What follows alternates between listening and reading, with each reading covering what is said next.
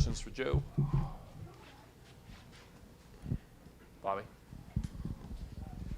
Joe, how were they able to limit your three-point attempts in this game, and what did you feel about the shot quality overall that you guys were able to get?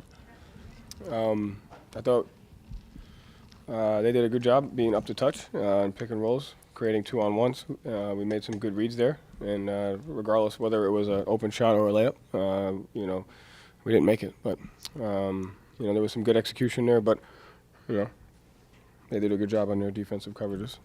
I saw a stat that Derek's got some of the biggest increase in dribble creation responsibility compared to last year.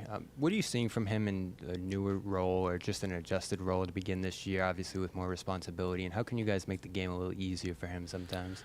I've never heard of that stat. What is it? The biggest increase in dribble creation responsibility compared to last year. I don't know the stat specifically, but he's got one of the biggest increases in it this year. What's the significance of it? That he has to create more for the dribble off himself, rather than yeah, I think that's just, he's a point guard coming off pick and roll. Does that factor in pick and roll creation, or that's what he does. He's really good playing in pick and roll there. So I haven't heard of that, but if there's any way, I don't know. He's doing okay. He's didn't play well tonight, obviously. Missed some easy shots, but overall, as far as the season goes, I think his creation in two-on-one is one of the best things he does, just getting downhill and pick and roll in two-on-two and, either making the right play for him or kick out. So he's got to continue to work on it. Sam?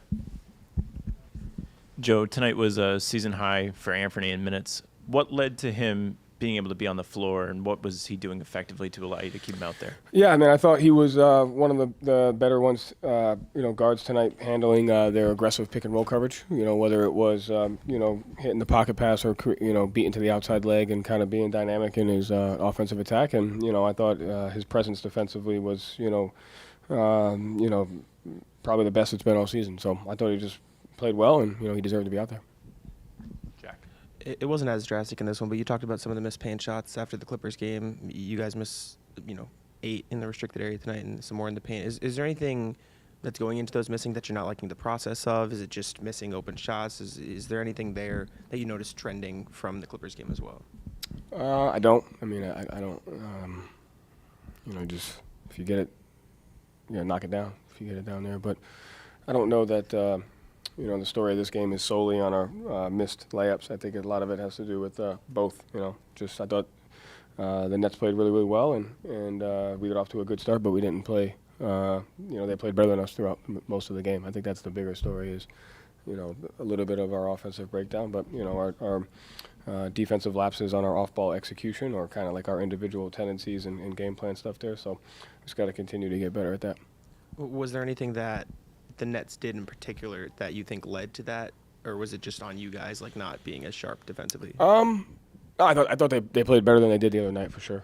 You have to give credit to them, and we didn't play as well. I think it was that simple. Joe, did they play harder than you tonight? For moments of the game, for sure. I thought we got off to a great start in the first quarter. Obviously a 40-point second quarter, and then probably midway through the third, we started to turn it up. But I thought they executed, very well on both ends of the floor. And we were just, we didn't execute like we're talking about with some of the two-on-one reads and, our defensive execution. And what's the kind of the frustration of searching, I think a minute into the third quarter, they got an offensive rebound. You went and pulled Luka and put him in the game. It seemed like you were kind of searching for answers. No, the 1 minute time, that was we had a off-ball miscommunication. Which, coming out of halftime, doing the coverage, and on the first possession, we miss an off-ball communication. That's just, we have to be better at that. So that was the main teaching point there in the start of the third quarter. And is there kind of a lesson they're 2-12, but they still play hard? You just cannot take anyone lightly. You can't, even though you beat them 3 nights ago. There's a ton of lessons. They just played better. They played better than we did tonight, and regardless of record or not. We are at our best. We have to play at such a different level. Physically, mentally, we have to play at a different level to be at our best. And if we don't play at that level physically or mentally at our best, we could lose any night to anybody. Joe, you mentioned that 40-point second quarter. Just what did you see go wrong in there? it was a little bit of a connection of our transition defense, but really it was our individual defense. I thought, guys got downhill. Layup to Claxton, layup to Clowney to his right hand. I thought they just did a great job attacking the basket. We fouled a lot in that second quarter. So we put them at the line. It was a little bit of transition, but.